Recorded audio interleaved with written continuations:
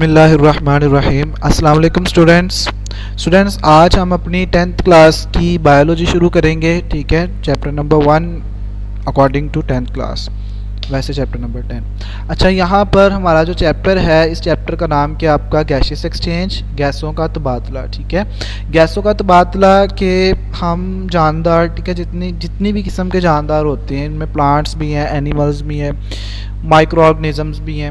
अब तमाम के तमाम जो है वो क्या कर रहे होते हैं, गैसेस एक्सचेंज कर रहे होते हैं। कौन सी gases? Oxygen and carbon dioxide. ठीक है, ऑक्सीजन एंड कार्बन डाइऑक्साइड क्या कर रहे होते हैं, एक्सचेंज कर रहे होते हैं। तो इसके अहम टॉपिक्स कौन से होंगे जी? पौधों में गैसों का तबादला, पौधे किस तरह गैसों का तबादला करते हैं। इंसान में गैसों का तबादला, इंसान जो है वो किस तरह गैसों का तबादला करता है, उसके सारे प्रोसेस को डिटेल से पढ़ेंगे। इसमें जो है वो हम एनाटॉमी पढ़ेंगे, फिजियोलॉजी पढ़ेंगे। ठीक है, अपने जो लंग्स हैं, लंग्स की एनाटॉमी क्या होती है, बेसिक एनाटॉमी पढ़ेंगे। उसके साथ हम उसकी फिजियोलॉजी, मतलब कि वो फंक्शन कैसे करता है, वो पढ़ेंगे। एट द एंड जो है वो हम क्या पढ़ेंगे, रेस्पिरेटरी सिस्टम के अमराज। ठीक है, आप अक्सर जो है वो चेस्ट इन्फेक्शन वगैरह जो है वो बहुत कॉमन है, तो वो उनमें जो है वो हम निमोनिया वगैरह के बारे में पढ़ेंगे, ब्रोंकाइटिस पढ़ेंगे। जो मेन उसकी जो रेस्पिरेटरी सिस्टम की डिजीज़ होती हैं उनको डिस्कस करेंगे, उनकी वजह क्या होती है और वहाँ क्या जो है वो फिजियोपैथोलॉजिकल जो है वो उसमें चेंज आता है, वो देखेंगे हम। अब सबसे पहले जो है वो कहता है, ग्रेड 9th में हम पढ़ चुके हैं कि सेल्स किस तरह खुराक से एटीपी बनाते हैं। अगर आपको याद हो तो आपने बायो एनर्जेटिक्स वाले चैप्टर में पढ़ा था कि किस तरह जो है वो एटीपी प्रोड्यूस होते हैं। बहुत डिटेल से जो है वो मैंने पढ़ाया था। सेलुलर रेस्पिरेशन वो अमल है जिसमें ऑक्सीडेशन रिडक्शन रिएक्शन से खुराक में मौजूद CH बॉन्ड तोड़े जाते हैं और निकलने वाली एनर्जी को एटीपी में तब्दील कर लिया जाता है। अब यहाँ पर जो मैंने डायग्राम जो है वो बनाई हुई है, अगर आप इसको गौर से ज़रा देखें तो ये कि आपके पास this is mitochondria. Chapter number 4 में काफ़ी डिटेल से पढ़ा था। फिर चैप्टर 7 में हमने पढ़ा था कि माइटोकॉन्ड्रिया जो है वो किस तरह काम करता है और किस तरह जो है वो एनर्जी प्रोवाइड करता है। अब इसमें देखें, आपने जो है वो ग्लूकोज पढ़ा था। ठीक है, ग्लूकोज में बेसिकली कौन से बॉन्ड्स होते हैं? कोवलेंट बॉन्ड होते हैं कार्बन और हाइड्रोजन के दरमियान। ठीक है, और आपने पढ़ा था ये बॉन्ड टूटते हैं इनके दरमियान, तो जो है वो क्या होता है, इनसे जो है वो हमें ATP जो है वो मिलते हैं। Are you remember ATP? अब ग्लूकोज का पहला मरला होता है, उसे हम क्या कहते हैं, ग्लाइकोलाइसिस। और उसमें आपने पढ़ा था 2 पायरुविक एसिड के मॉलिक्यूल बनते हैं। फिर पायरुविक एसिड को एसिटाइल को एंजाइम A में जो है वो कन्वर्ट किया जाता है। फिर उस क्रब्स साइकिल चलता है। क्रब्स साइकिल के बाद आपने इलेक्ट्रॉन ट्रांसपोर्ट चेन के बारे में पढ़ा था। अब यहाँ पर बेसिकली जो है वो क्या प्रोड्यूस हो रहा है, ATP। ठीक है, बेसिकली तो हमें क्या चाहिए, ATP एनर्जी के लिए। और देन जो है वो इस प्रोसेस के अंदर क्या प्रोड्यूस हो रही है, CO2 कार्बन डाइऑक्साइड, यहाँ पर वाटर भी। तो ड्यूरिंग रेस्पिरेशन जो है वो क्या बनती है, कार्बन डाइऑक्साइड बनती है। तो यहाँ पर यही बात वो बता रहा है, CH बॉन्ड तोड़े जाते हैं, निकलने वाले CH बॉन्ड कौन से, ये ग्लूकोज वाले। और जो है वो उसमें एरोबिक रेस्पिरेशन में ऑक्सीजन इस्तेमाल होती है और इस दौरान खुराक के मादों की मुकम्मल ऑक्सीडेशन हो जाती है। यहाँ पर अगर आप देखें ज़रा तो ऑक्सीजन क्या हुई है, यूज़ हुई है, जिसकी मदद से पानी बना था हमारे पास। तो ऑक्सीजन यहाँ पर क्या हो रही है, इस्तेमाल हो रही है, इसीलिए हमें ऑक्सीजन चाहिए होती है। सांस के ज़रिए हम ऑक्सीजन को अंदर ले जाते हैं और जो रेस्पिरेशन के दौरान कार्बन डाइऑक्साइड बनती है उसको बाहर निकाल देते हैं। आई होप कि आपको समझ आ गया होगा कि हम जो है वो गैसों का तबादला कर क्यों रहे हैं। बेसिकली उसका जो कॉन्सेप्ट है वो ये है कि आपने बेसिकली करनी होती है क्या, रेस्पिरेशन। और उस रेस्पिरेशन के दौरान आप क्या करते हैं, और कार्बन डाइऑक्साइड को अपनी बॉडी से बाहर निकालते हैं और ऑक्सीजन को अपनी बॉडी के अंदर लेके जाते हैं, ताकि आपकी बॉडी के अंदर सेलुलर रेस्पिरेशन का अमल कंप्लीट हो और आपको क्या मिले, ATPs मिले। ठीक है, जो कि आपको एनर्जी प्रोवाइड करेंगे। इस अमल में कार्बन डाइऑक्साइड और पानी बनते हैं, जैसे कि मैंने इस डायग्राम में ऑलरेडी बता चुका हूँ। कार्बन डाइऑक्साइड बना और पानी बना, ऑक्सीजन यूज़ हुई है। जानदार सेलुलर रेस्पिरेशन इस्तेमाल के लिए ऑक्सीजन अपने माहौल से हासिल करते हैं और इससे अपने सेल्स को मुहैया करते हैं। आप देखें, जब आप सांस लेते हैं तो सांस के जरिए हवा को अंदर लेके जाते हैं और उस हवा के अंदर ऑक्सीजन मौजूद होती है। इट्स मीन आप जो है वो बेसिकली ऑक्सीजन को अपने जिस्म में लेकर जा रहे हैं, जो कि आप हवा से ले रहे हैं। सेलुलर रेस्पिरेशन के दौरान पैदा होने वाली कार्बन डाइऑक्साइड सेल से और फिर जिस्म से बाहर निकाल दी जाती है। सबसे पहले वो सेल के माइटोकॉन्ड्रिया में बनी तो सेल में आ जाएगी, सेल से फिर जो है वो ब्लड में जाएगी, ब्लड से अल्टीमेटली जो है वो आपके लंग्स की तरफ जाएगी और लंग्स से जो है वो आप सांस के जरिए उसको बाहर निकाल देंगे। माहौल से ऑक्सीजन हासिल करना और जिस्म से कार्बन डाइऑक्साइड निकालने के अमल को गैसों का तबादला कहते हैं। ठीक है, अब यहाँ से यहाँ तक आपकी ये क्या होगी, डेफिनेशन होगी कि गैसों के तबादले से क्या मुराद है, गैसों का तबादला क्या है। माहौल से ऑक्सीजन हासिल करना और जिस्म से कार्बन डाइऑक्साइड को बाहर निकालने के अमल को आप क्या कहते हैं जी, गैसेस एक्सचेंज कहते हैं। नेक्स्ट देखें, वो कहता है कि तनफ़ुस यानी सांस लेना की इस्तिलाह अमल के लिए इस्तेमाल होती है जिसमें जानदार हवा को अपने जिस्म में ले जाते हैं ताकि इसमें से ऑक्सीजन हासिल कर सकें और फिर हवा को बाहर निकालते हैं ताकि कार्बन डाइऑक्साइड जिस्म से निकल सके। अब बेसिकली ब्रीदिंग, सांस लेने का अमल जो है वो आपका, ठीक है, ब्रीदिंग क्या होती है, ब्रीदिंग कहता है कि आप इसको कहते हैं कि आपने सांस लिया और उस सांस के ज़रिए जो है वो आप ऑक्सीजन को जिस्म में ले गए और कार्बन डाइऑक्साइड को बाहर निकाल दिया। ये आपका क्या होता है जी, ब्रीदिंग होती है। अमले तनफ़ुस भी इसको कहते हैं उर्दू में। अब तनफ़ुस, ब्रीदिंग और रेस्पिरेशन मुतरादिफ अल्फाज नहीं है। ठीक है, ये दोनों जो है वो मुतरादिफ अल्फाज नहीं है, ब्रीदिंग और जो है वो रेस्पिरेशन, बल्कि क्या है, रेस्पिरेशन में जो है वो मैकेनिकल अमाल है और बायोकेमिकल अमाल होते हैं। ठीक है, रेस्पिरेशन में क्या होता है, मैकेनिकल और बायोकेमिकल। अब मैकेनिकल क्या होता है और बायोकेमिकल क्या होता है, मैं ज़रा आपको बताता चलूँ कि मैकेनिकल आप कहते हैं कि आपकी जो मूवमेंट्स हैं, ठीक है, ड्यूरिंग जब आप जो है वो ब्रीदिंग कर रहे हैं, जब आप सांस ले रहे हैं, तो आप जो है वो गौर करें तो आप जो है वो जब सांस को अंदर की तरफ खींचते हैं तो आपकी जो चेस्ट कैविटी जो है वो उसमें क्या हो जाता है, उसका सरफेस एरिया जो है वो चेंज हो जाता है अंदर। ठीक है, उसके जो स्पेस है वो चेंज होती है। जब आप सांस बाहर निकालते हैं उसके अंदर स्पेस चेंज होती है, जिसकी वजह से जो है वो आपकी बॉडी की जो है वो मूवमेंट्स शो कर रही होती है कि आप सांस ले रहे हैं। ठीक है, तो वो जो मूवमेंट्स हैं बॉडी की बेसिकली वो क्या है, आपकी मैकेनिकल है। ठीक है, और बायोकेमिकल क्या होता है, बायोकेमिकल आप कहते हैं, यहाँ पर नीचे डायग्राम में आ जाएं तो यहाँ पर ऑक्सीजन जो है वो आप अपने लंग्स के अंदर लेके गए। ठीक है, लंग्स के अंदर जो है वो उसके बाद खून में जाएगी, खून से जो है वो सारा उसका प्रोसेस होगा। यहाँ पे ये देखें सेल्स, मसल सेल्स के पास आ गई। ठीक है, शुगर ऑक्सीजन के साथ मिली और जो है उसने कार्बन डाइऑक्साइड पानी बनाया और साथ में एनर्जी बनी। एनर्जी को आप यूज़ कर लेते हैं, पानी भी यूज़ हो जाता है और कार्बन डाइऑक्साइड को फिर आपने क्या करना होता है, सेल से खून में और खून से जो है वो दोबारा कहाँ पर आ गई, लंग्स में, और लंग्स से जो है वो बाहर निकाल दी। अब ये वाला अमल जो है वो ना यहाँ से यहाँ तक, ये बेसिकली ये वाला अमल यहाँ से ये वाला, ये आपका जो है वो मैकेनिकल अमाल में आता है और ये वाला सारा जो है वो किस में आ रहा है, ये रेस्पिरेशन में आ रहा है। ठीक है, तो ये दोनों चीज़ें अब आपको आनी चाहिए कि क्या होती हैं।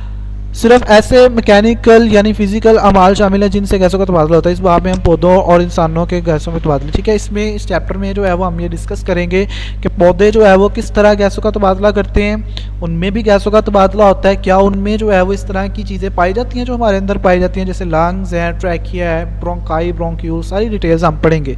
तो क्या ये चीज़ें उनमें भी पाई जाती हैं, इनको हम जो है वो ज़रा डिटेल से पढ़ेंगे।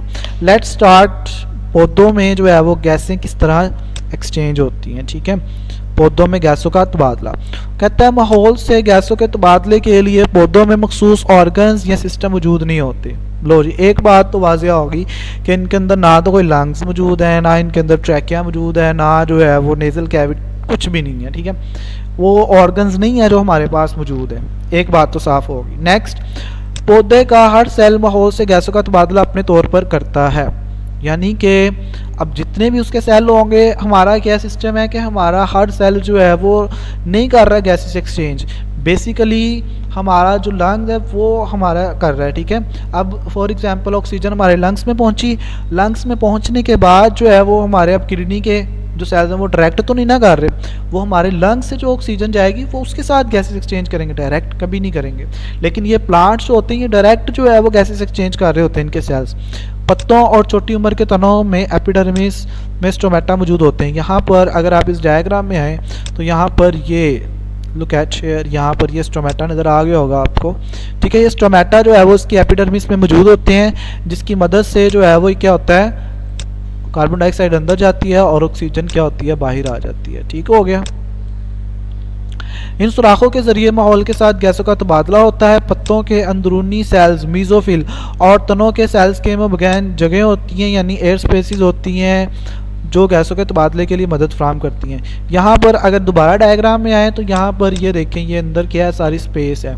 सेल्स के दरमियान क्या होती है, स्पेस, इसे एयर स्पेस भी कहते हैं, इंटरसेलुलर स्पेस भी कहते हैं। कहता है ये आपके पास मीज़ोफिल सेल है, ये मीज़ोफिल सेल है, ये मीज़ोफिल सेल है, ठीक है, ये इस तरह मीज़ोफिल सेल्स आपके पास हैं।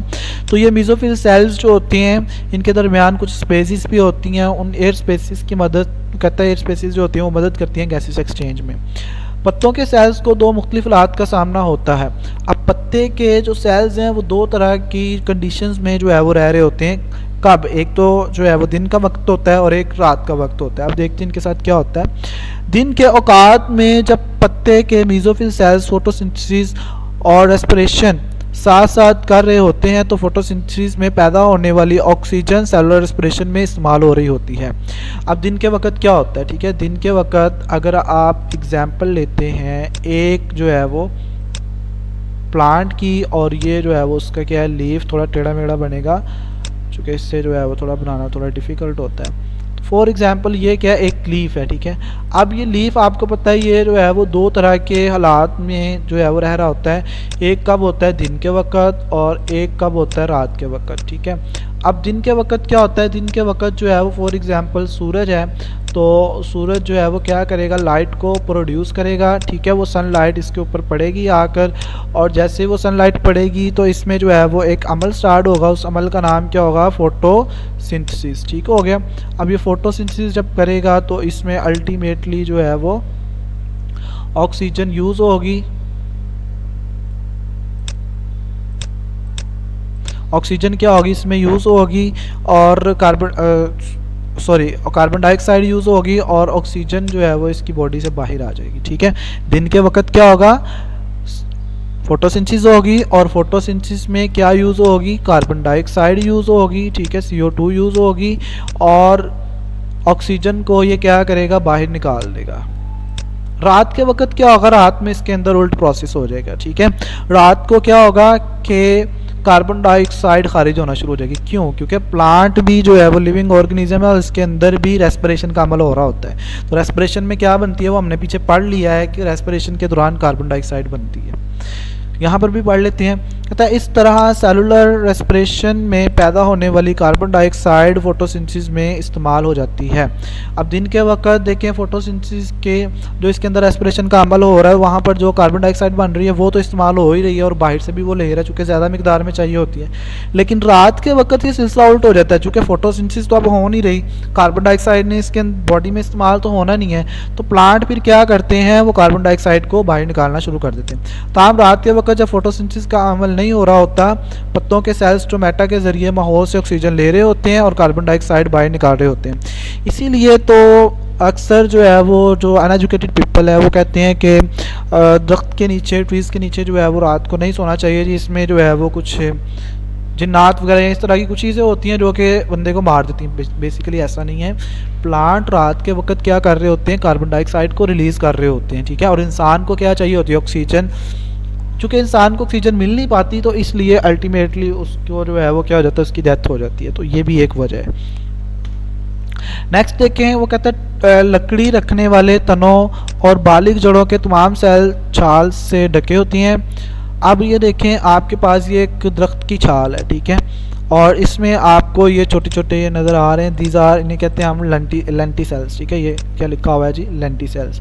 तो ये लेंटी सेल्स होते हैं, कहाँ पर होते हैं, जो बालिग प्लांट होते हैं, जो पूरे दरख्त बन चुके होते हैं, उनके ऊपर छाल में छोटे छोटे सुराख होते हैं, उन सुराखों को हम क्या कहते हैं, लेंटी सेल्स कहते हैं। और लेंटी सेल्स का काम क्या होता है, दो काम करते हैं, एक तो गैसों का तबादला और पानी को क्या करते हैं, पानी को ये जज़ब नहीं कर सकते, ताहम ये गैसों का तबादला ही बेसिकली कर रहे होते हैं। और कुछ इनमें से कुछ मटेरियल्स भी जो है वो बाहर आते हैं, वेस्ट मटेरियल भी, जैसे आपने कीकर के ऊपर या कुछ इस तरह की चीज़ों के ऊपर गौर किया हो। ताहम चाल की तह में मखसूस सुराख होते हैं जिन्हें लेंटी सेल्स कहते हैं। ये सुराख गैसों को गुजरने की इजाज़त देते हैं और छोटी उम्र के जड़ों में गैसें सतह के ज़रिए अंदर और बाहर नफूज करती हैं। अब यहाँ पर ये देखें एक छोटा प्लांट है, ठीक है, तो इसकी ये क्या आपको नज़र आ रही है, इसकी रूट्स नज़र आ रही हैं, और ये आपको क्या नज़र आ रहे हैं, ये मिट्टी के पार्टिकल हैं, और इनके दरमियान जो स्पेस है उन्हें एयर स्पेसिस कहते हैं। ये सॉइल पार्टिकल यानी कि मिट्टी के पार्टिकल हैं, ठीक है। और ये रूट हेयर्स हैं आपके पास। अब यहाँ पर सेंटर में यहाँ पर क्या होता है, oxygen and carbon dioxide gas यहाँ पर मौजूद होती है। तो प्लांट यहाँ पर क्या करते हैं, यहाँ से गैसेस को एब्जॉर्ब करते हैं और जो है वो प्लांट के अंदर प्रोवाइड कर देते हैं। तो ये वो कह रहा है, ये गैसें जड़ के गिर्द मिट्टी में मौजूद होती हैं, ठीक है, मिट्टी में मौजूद होती हैं। आबी एक्वाटिक पौधे पानी में हल शुदा ऑक्सीजन जज़ब करते हैं और हल करते हैं, और इनका जो है वो क्या होता है, फिर वो अपने बेसिक जो उनके प्रोसेस होते हैं उनको वो कंटिन्यूस करते हैं, जैसे रेस्पिरेशन, फोटोसिंथेसिस वगैरह। थैंक यू स्टूडेंट, अल्लाह हाफिज़।